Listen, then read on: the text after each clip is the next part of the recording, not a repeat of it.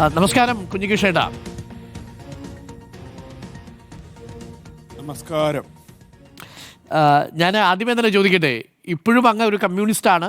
ഇന്ന് ഔദ്യോഗികമായി താങ്കളെ ഒരുപക്ഷെ പാർട്ടിയിൽ നിന്ന് പുറത്താക്കും. ഇന്നത്തെ ദിവസം റിപ്പബ്ലിക് ദിനം കൂടിയാണ്.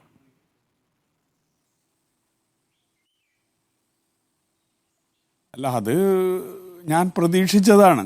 എന്ത് നടപടി എന്നുള്ളത് ഞാൻ മുൻകൂട്ടി ധാരണയില്ല. എന്തായാലും എൻ്റെ പേരിൽ നടപടി ഉണ്ടാകും എന്ന് ഞാൻ പ്രതീക്ഷിച്ചതാണ്. കാരണം 50 വർഷക്കാലം ഈ പാർട്ടിക്കുള്ളിലുള്ള അനുഭവം എനിക്ക് ഉണ്ടല്ലോ. അത് ഞാൻ എൻ്റെ പുസ്തകത്തിൽ തന്നെ രേഖപ്പെടുത്തിയിട്ടുണ്ട്. ഈ പുസ്തകം പുറത്തു വന്നാൽ എന്നെ പാർട്ടിയിൽ നിന്ന് ചിലപ്പോൾ പുറത്താക്കിയേക്കാം എന്ന് തന്നെ ഞാൻ പറഞ്ഞിട്ടുണ്ട്. അപ്പോൾ ഇത് കുറച്ച് നേരത്തെ ആയിപ്പോയി എന്നത് മാത്രമേ ഉള്ളൂ. എനിക്കില്ല. ഈ ഇതൊരൊറ്റയാൾ പോരാട്ടമായിട്ട് ചിലർ വിശേഷിപ്പിക്കുന്നുണ്ട്. അങ്ങയുടെ പേരിൽ ചില ഫ്ലെക്സുകൾ വരുന്നുണ്ട്. VSന്റെ പേര് കൂടി താങ്കളോടൊപ്പം ചേർത്ത് വെച്ചുകൊണ്ടാണ് ഇനിയും മുന്നോട്ട് എന്ന പേരിലൊരു ഫ്ലെക്സ് ഇപ്പോൾ വന്നു. ഞങ്ങളതിപ്പോൾ കാണിച്ചു. ഈ ഒറ്റയാൾ പോരാട്ടം യഥാർത്ഥത്തിൽ ഒരു കമ്മ്യൂണിസ്റ്റ് രീതിയായി താങ്കൾക്ക് തോന്നുന്നുണ്ടോ? ഇത് ഒറ്റയാൾ പോരാട്ടമല്ല. ഈ ഉന്നയിച്ച വിഷയത്തിൻ്റെ കൂടെ പയ്യന്നൂരിലെ നേതൃത്വത്തിൽ ആളുകളുണ്ട്.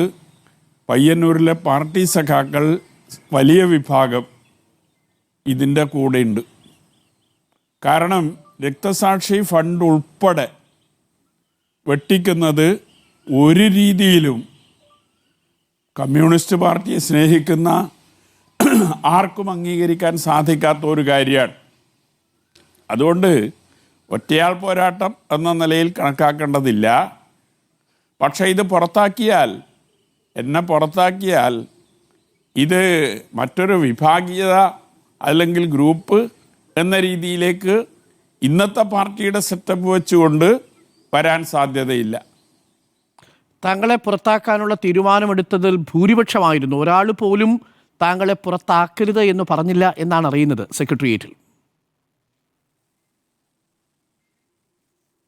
അല്ല, ഈ ഭൂരിപക്ഷ ന്യൂനപക്ഷ അഭിപ്രായങ്ങൾ പാർട്ടി പരിഗണിക്കാറുണ്ടോ? എനിക്കൊരു സംശയം ഇല്ല എന്നുള്ളതാണ് എൻ്റെ അനുഭവം. എന്തുകൊണ്ടെന്നാൽ 2022 എന്നെ ഏരിയ സെക്രട്ടറി സ്ഥാനത്ത് നിന്ന് മാറ്റാൻ ജില്ലാ നേതൃത്വം തീരുമാനിച്ചു വന്നു. അന്ന് പയ്യന്നൂർ ഏരിയ കമ്മിറ്റിയിലെ 21 അംഗങ്ങളിൽ 17 പേരും എന്നെ മാറ്റരുത് എന്ന് കൃത്യമായി അഭിപ്രായം പറഞ്ഞതാണ്.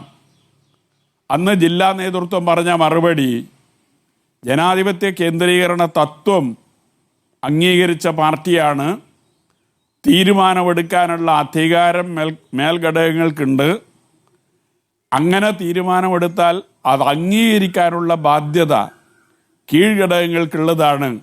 അപ്പോൾ എവിടെ ഭൂരിപക്ഷ ന്യൂനപക്ഷ അഭിപ്രായങ്ങൾക്ക് പ്രസക്തി?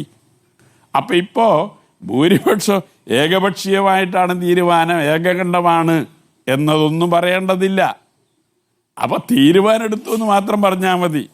ഭൂരിപക്ഷ ന്യൂനപക്ഷ അഭിപ്രായം പ്രകടിപ്പിക്കുന്നുണ്ട് എങ്കിൽ ഞാൻ ഏരിയ സെക്രട്ടറി സ്ഥാനത്ത് നിന്ന് മാറില്ലായിരുന്നു 2022. ഓക്കെ, ഈ അങ്ങ് ഇത് തുറന്നു പറഞ്ഞ സമയമാണ് യഥാർത്ഥത്തിൽ വലിയ സംശയങ്ങൾക്ക് ഇട നൽകിയിരിക്കുന്നത് എന്ന് ചില നേതാക്കൾ പറയുന്നു.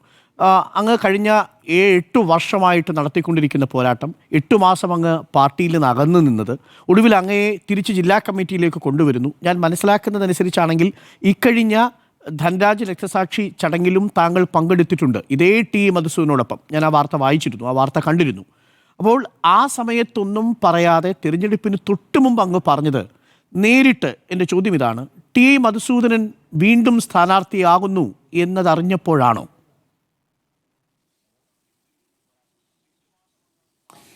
ടി മധുസൂദനൻ സ്ഥാനാർത്ഥിയാകണോ വേണ്ടയോ എന്നതെല്ലാം തീരുമാനിക്കേണ്ടത് പാർട്ടി നേതൃത്വമാണ്. അതിൽ ജില്ലാ കമ്മിറ്റി മെമ്പർമാർക്ക് പോലും വലിയ പങ്കില്ല. അതിൻ്റെ രീതി അരുൺകുമാറിന് അറിയുമെന്ന് എനിക്കറിയില്ല. ജില്ലാ സെക്രട്ടേറിയറ്റാണ് ഏറ്റവും ആദ്യം ജില്ലയിലെ സ്ഥാനാർത്ഥികളെ സംബന്ധിച്ച് ആലോചിച്ച് തീരുമാനിക്കുന്നത്. ജില്ലാ സെക്രട്ടേറിയറ്റ് തീരുമാനിച്ചാൽ അത് സംസ്ഥാന സെക്രട്ടേറിയറ്റിൻ്റെ പരിഗണനയ്ക്ക് വിടും. സംസ്ഥാന സെക്രട്ടേറിയറ്റ് അതിൽ വല്ല മാറ്റവും വരുത്തണമെങ്കിൽ വരുത്തി, അതല്ലെങ്കിൽ കൊടുത്ത ലിസ്റ്റ് അംഗീകരിച്ച് വീണ്ടും ജില്ലാ സെക്രട്ടേറിയറ്റിന് തിരിച്ചയക്കും. ജില്ലാ സെക്രട്ടേറിയറ്റ് വീണ്ടും അത് ചർച്ച ചെയ്ത് അംഗീകരിച്ച് അതിനുശേഷമാണ് ജില്ലാ കമ്മിറ്റി യോഗത്തിൽ അവതരിപ്പിക്കുന്നത്. എന്ന് പറഞ്ഞാൽ ജില്ലാ കമ്മിറ്റി യോഗത്തിൽ അതിലൊരു മാറ്റവും ഉണ്ടാകാൻ പോകുന്നില്ല. ഈ പ്രക്രിയ അതിന് മുമ്പ് തന്നെ, ജില്ലാ കമ്മിറ്റി യോഗത്തിന് മുമ്പ് തന്നെ നടന്നു കഴിഞ്ഞു. അതുകൊണ്ട് ജില്ലാ സെക്രട്ടേറിയറ്റാണ് ഈ തീരുമാനമെടുക്കുന്നത്.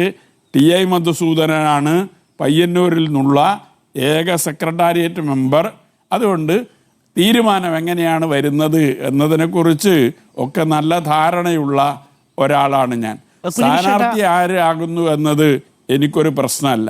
അതായിരുന്നു എന്റെ ചോദ്യം. അല്ല, ഞാൻ നിങ്ങളുടെ രണ്ടാമത്തെ ചോദ്യത്തിന് ഉത്തരം പറയാം. അല്ല, ഞാൻ അതിനോട് ഒന്ന് കൂട്ടി 2021 തെരഞ്ഞെടുപ്പ് ഒന്ന് കൂട്ടിച്ചേർത്തോട്ടെ.